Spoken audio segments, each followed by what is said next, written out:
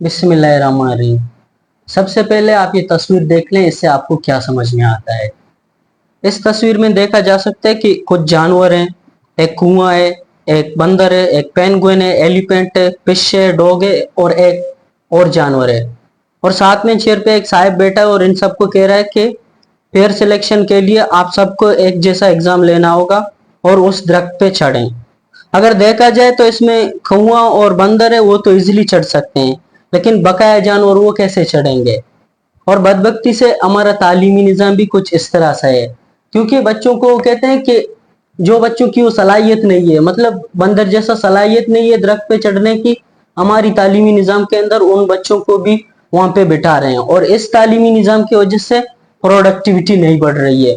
और ये पिक्चर हमारी तालीमी निज़ाम की एक सबसे बड़ी रिफ्लेक्शन है, जिसकी वजह से मतलब बहुत सारे बच्चे हैं जिनके अंदर अलग से एबिलिटीज हैं और वो बेहतरीन काम कर सकते हैं, लेकिन उनसे वो काम लिया जा सकता है जो उनकी इंटेलिजेंस के हिसाब से नहीं है।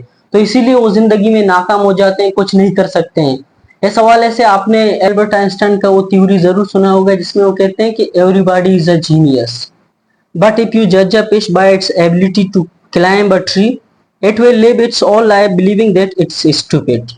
मतलब हर बच्चे के अंदर अपने अपने सलाहियतें, अपने अपने एबिलिटीज हैं, लेकिन अगर उस बच्चे के अंदर जिस तरह फिश के अंदर स्विमिंग की एबिलिटी है, आपसे दरख्त पे चढ़ने का कहेंगे वो कुछ नहीं कर सकता है। इसी तरह हमारी तालीमी निज़ाम के अंदर मुख्तलिफ बच्चे हैं और उनके मुख्तलिफ इंटेलिजेंसेस हैं, लेकिन हमारा तालीमी निज़ाम कैसा है? सिंगल इंटेलिजेंस, सिंगल आईक्यू पे बेस्ट है। उसकी वजह से जो बच्चे पढ़ाई और लिखाई में अच्छे हैं वो जिंदगी में आगे बढ़ सकते हैं, लेकिन बाकी जितने भी इंटेलिजेंसेस हैं उनके अंदर दूसरे चीज बनने की, एथलीट्स बनने की, दूसरे जितने भी आर्टिस्ट बनने की, सिंगर्स बनने की, बहुत सारे टैलेंटेड बच्चे हैं, लेकिन पढ़ाई लिखाई पे हमारा जो है ना आईक्यू सिस्टम, हमारा एजुकेशन सिस्टम बेस्ट है। तो इस वजह से मतलब बच्चे अक्सर नहीं नहीं आगे जा सकते, क्योंकि उनकी एबिलिटीज को नॉरिश नहीं किया जाता है, उनकी एबिलिटीज को नर्चर नहीं किया जाता है। तो इसके खिलाफ, इस तालीमी निज़ाम के खिलाफ जो सिर्फ सिंगल आईक्यू पे बेस्ट है, ओवर्ड गार्डनर ने अपने थ्योरी दिए थे जो इसके पूरी तरह से किताब है, तो इसके पूरी तरह से खिलाफ है। ओवर्ड गार्डनर ने अपने 1983 में आने वाले किताब द प्रेम्स ऑफ माइंड में कुछ एक थ्योरी दिया था जिसमें वो कुछ इंटेलिजेंस की बात करता है। थ्योरी का नाम है the multiple theory of multiple intelligences. मतलब उसके अंदर वो नो इंटेलिजेंसेस की बात करता है। वो कहता है कि हर बच्चे के अंदर अगर एक इंटेलिजेंस नहीं है दूसरा जरूर है, लेकिन हमारे तालीमी निज़ाम के अंदर सारे इंटेलिजेंसेस को प्रैक्टिस नहीं किया जाता है।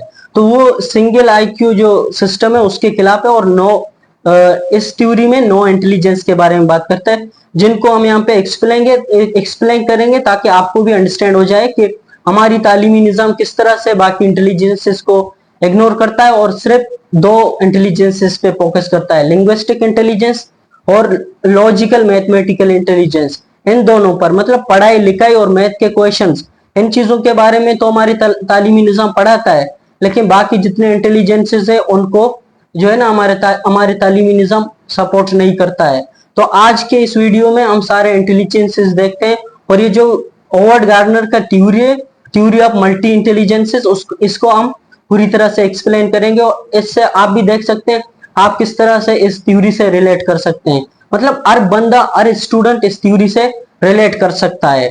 तो इसके अंदर हम अब इनके इंटेलिजेंसेस की बात करते हैं। तो सबसे पहला इंटेलिजेंस है लिंग्विस्टिक इंटेलिजेंस, जो कि हमारे तालीमी निज़ाम के अंदर ये प्रैक्टिस किया जाता है। लिंग्विस्टिक इंटेलिजेंस है मुराद रीडिंग, राइटिंग, स्टोरी टेलिंग। बच्चे मतलब पढ़ाई लिखाई में, इसमें पढ़ाई लिखाई को नर्चर किया जाता है। हालांकि ऐसे बच्चे हैं जो पढ़ाई लिखाई में अच्छे नहीं है, और इसका ये मतलब नहीं है कि अगर जो बच्चे पढ़ाई लिखाई में अच्छे नहीं है वो जिंदगी में आगे नहीं बढ़ सकते हैं, कुछ नहीं कर सकते हैं, लेकिन हमारे तालीमी निज़ाम के अंदर इसको बहुत ज्यादा फोकस किया जाता है। और लिंग्विस्टिक इंटेलिजेंस के अंदर बच्चे बड़े बड़े शायर बन सकते हैं, जैसा शेक्सपियर है, जॉन एलिया है, बलोचों के अंदर मुबारक काजी है। मतलब ये वो बच्चे होते हैं, वो लोग होते हैं जिनके लिंग्विस्टिक इंटेलिजेंस तेज है। इसके साथ साथ ऑथर्स होते हैं, जर्नलिस्ट होते हैं, राइटर्स होते हैं, इनका लिंग्विस्टिक इंटेलिजेंस अच्छा है। लेकिन इसका ये मकसद नहीं है कि सबका ये इंटेलिजेंस अच्छा है। दूसरे बच्चों के अंदर दूसरे इंटेलिजेंसेस है, वो उन इंटेलिजेंस में बेहतरीन काम कर सकते हैं, बेहतरीन अचीवमेंट हासिल कर सकते हैं। तो दूसरा जो इंटेलिजेंस है वो है लॉजिकल मैथमेटिकल इंटेलिजेंस। इसके अंदर ये वो बच्चे होते हैं जो मैथ के जितने लॉजिकल थिंकिंग होते हैं, नंबर्स के साथ डील करना होता है, तो बच्चे उनमें तेज है कि मैथ के क्वेश्चंस कैसे सॉल्व करें। इनमें वो बच्चे होते हैं तेज होते हैं जो पढ़ाई लिखाई में तेज नहीं होते लेकिन मैथ के क्वेश्चन करने में तेज होते हैं। और ये वो बच्चे हैं बड़े बड़े मैथमेटिशियंस बनते हैं, बड़े बड़े साइंटिस्ट बनते हैं, एल्बर्ट आइंस्टाइन जैसे जीनियस बनते हैं। और भी कई सारे साइंटिस्ट हैं हमारे जिनका हम एग्जाम्पल ले सकते हैं, ओपनहाइमर ले सकते हैं। दुनिया जान के साइंटिस्ट और मैथमेटिशियंस है, उनके अंदर जो है ना लॉजिकल मैथमेटिकल इंटेलिजेंस है। और तीसरा जो इंटेलिजेंस है वो है म्यूजिकल इंटेलिजेंस। और ये वो बच्चे होते हैं जिनके अंदर म्यूजिक को अंडरस्टैंड करने का सलाहियत है।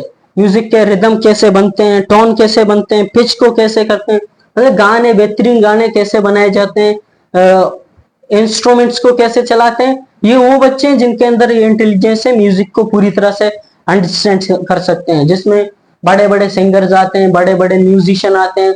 आज बड़े बड़े सिंगर्स हैं हमारे यहाँ पाकिस्तान में, राहत फतेह अली खान का मिसाल ले सकते हैं। हिंदुस्तान के अंदर आप अरिजीत सिंह का मिसाल ले सकते हैं, क्योंकि ये वो बच्चे थे, वो लोग थे जिनके म्यूजिकल इंटेलिजेंस बहुत तेज था। अब इसका मतलब ये नहीं कि म्यूजिकल इंटेलिजेंस तेज था तो लिंग्विस्टिक इंटेलिजेंस तेज होता होगा, वो पढ़ाई लिखाई में तेज होते होंगे, ऐसा जरूरी भी नहीं है। बस बच्चे की जो है ना इंटेलिजेंस को समझना चाहिए। और बदबख्ती क्या है, हमारे तालीमी निजाम के अंदर सिर्फ पढ़ाई लिखाई मैथ्स तक महदूद है, बकाया जितने भी इंटेलिजेंसेस है उन पे फोकस ही नहीं है। तो चौथा जो इंटेलिजेंस है वो बॉडीली काइनेस्टिक इंटेलिजेंस। इसके अंदर वो बच्चे होते हैं जो अपने बॉडी को कैसे चलाना है, हाथ को कैसे चलाना है, इन चीजों की अंडरस्टैंडिंग है। मिसाल के तौर पर ग्रेट डांसर है माइकल जैक्सन का मिसाल ले लें, उसे पता है कि मैं अपने बॉडी को कैसे चलाऊं, कैसे एंटरटेन पैदा करूं। बड़े बड़े एथलीट्स हैं, बड़े बड़े फुटबॉलर हैं, रोनाल्डो का मिसाल ले सकते हैं, बड़े बड़े क्रिकेटर हैं, विराट कोहली का मिसाल ले सकते हैं। मतलब उनको पता है कि खेल के अंदर हम बॉडी को किस तरह चलाएं जो बेहतरीन परफॉर्मेंस दे सकें, क्योंकि उनके अंदर जो है ना बॉडीली काइनेस्टिक इंटेलिजेंस है। तो इसमें बच्चे अक्सर डांसर बनते हैं, बड़े बड़े एथलीट्स बनते हैं, और जो है ना सर्जन्स भी बनते हैं। सर्जन्स जो होते हैं ना उनके अंदर इंटेलिजेंस ये होता है कि जिस्म के अंदर छोटे छोटे पार्ट्स को कैसे ऑपरेट करना है, उनको इन चीजों की अंडरस्टैंडिंग है। और जो पांचवा इंटेलिजेंस है ओवर्ड गार्डनर देता है, उसका नाम है स्पेशियल इंटेलिजेंस।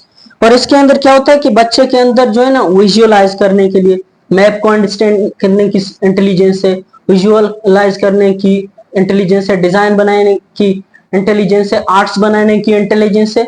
मतलब ये जितने भी मैं इंटेलिजेंस बता रहा हूँ ये एक दूसरे से डिफरेंट है और हर बच्चे में अलग अलग बच्चे में है। तो स्पेशल इंटेलिजेंस वाले बच्चे बड़े बड़े आर्किटेक्ट्स होते हैं, बड़े बड़े जो है ना बिल्डिंग बनाते हैं, बड़े बड़े कार्स को डिजाइन करते हैं, डिजाइनर होते हैं, डिजाइनिंग के फील्ड में बेहतरीन काम करते हैं, और बड़े बड़े पायलट्स बनते हैं, क्योंकि उनको विजुअलाइज करना, दिमाग के अंदर चीजों को विजुअलाइज करने की जो है ना इंटेलिजेंस है। तो ये सारे डिफरेंट हैं एक दूसरे के, और अलमिया ये कि प्रैक्टिस नहीं हो रहे हैं। और जो छठा इंटेलिजेंस है ओवर्ड गार्डनर देते हैं अपने थ्योरी ऑफ मल्टीपल इंटेलिजेंस में, उसका नाम है इंटरपर्सनल इंटेलिजेंस। इससे मुराद ये कि बच्चे जो है ना अपने सोशल सराउंडिंग को अंडरस्टैंड करते हैं। वो बच्चे मतलब उनके इंटेलिजेंस इतना तेज है कि अपने आसपास के लोगों को अंडरस्टैंड कर सकते हैं, अपने समाज के लोगों को अंडरस्टैंड करते हैं, लोगों के साथ कैसे डील करना है। जैसा बड़े बड़े लीडर्स होते हैं, बड़े बड़े पॉलिटिशियंस होते हैं, उनके अंदर मतलब ये सलाहियत होता है कि किस तरह लोगों को अपने रास्ते पे लाए। अब अगर देखा जाए तो हर बंदे के पास इतना इंटेलिजेंस नहीं है कि लोगों को डील करे, लोगों को जो है ना अपने रास्ते में लाए। लेकिन ये वो बच्चे हैं जिनके जो है ना इंटरपर्सनल इंटेलिजेंस बहुत तेज होता है, बड़े बड़े पॉलिटिशियंस और लीडर बन सकते हैं। इसके साथ साथ थेरापिस्ट बन सकते हैं, लोगों को गाइडेंस दे सकते हैं उनके जो है ना साइकोलॉजिकल प्रॉब्लम से हवाले से। तो ये जो है ना ऑडिटरी स्किल इनका बहुत ज्यादा तेज होता है। और जो सातवां इंटेलिजेंस है उसका नाम है इंट्रापर्सनल इंटेलिजेंस। इससे मुराद वो बच्चे जो खुद को जानते हैं, अपनी जात के बारे में आ गई है। जब बंदा खुद को जानता है तभी दुनिया को जानता है। इसके अंदर बड़े बड़े फिलोसोफर्स आते हैं जिनको हम पढ़ते हैं, अरिस्टोटल है, सुकरात है, और कई सारे नाम है ऐसे। तो इन्होंने जो है ना इनके अंदर इंट्रापर्सनल इंटेलिजेंस था, उन्होंने खुद को अंडरस्टैंड किया, फिर अब इतना बड़ा फिलोसफी दिया हजारों साल बाद आज भी हम पढ़ रहे हैं, क्योंकि उनके इंटेलिजेंस पे जो है ना उन्होंने काम किया हुआ था। और जो आठवां है उसका नाम है नेचुरलिस्टिक इंटेलिजेंस। इससे मुराद ये है कि वो बच्चे, वो लोग नेचर को अंडरस्टैंड करते हैं, नेचर के अंदर के लिविंग ऑर्गेनिजम्स को अंडरस्टैंड कर सकते हैं, प्लांट्स को अंडरस्टैंड कर सकते हैं, एनिमल्स को अंडरस्टैंड कर सकते हैं, नेचर के अंदर जो चीजें हैं उनको अंडरस्टैंड कर सकते हैं और इसे उनको बेहतर बनाने के लिए जो है ना काम कर सकते हैं, क्योंकि नेचुरलिस्टिक इंटेलिजेंस है। और जो आखिरी और नौवां इंटेलिजेंस है ओवर्ड गार्नर का, वो है एग्जिस्टेंशियल इंटेलिजेंस। इससे मुराद मतलब वो बच्चे होते हैं जिनके अंदर इतना इंटेलिजेंस होता है कि वो एग्जिस्टेंस को जो है ना क्वेश्चन करते हैं कि जिंदगी का मकसद क्या है, मोहब्बत क्या है, हम क्यों मरते हैं, हम क्यों पैदा होते हैं। ये ऐसे क्वेश्चन के साथ जो है ना ये बच्चे डील करते हैं और इनको अंडरस्टैंडिंग है इन चीजों के बारे में, इसके सवाल करते हैं। अक्सर ऐसे लोग भी आपने देखा होगा, मॉन्क देखे होंगे, बड़े बड़े जो है ना इबादत के लोग होते हैं, बड़े बड़े मॉन्क जैसे दूसरे मजाहब में होते हैं ना, बुद्धिज्म, तो ये वो लोग होते हैं एग्जिस्टेंशियल पे। और ये जो है ना ओवर्ड गार्डनर के इंटेलिजेंसेस है।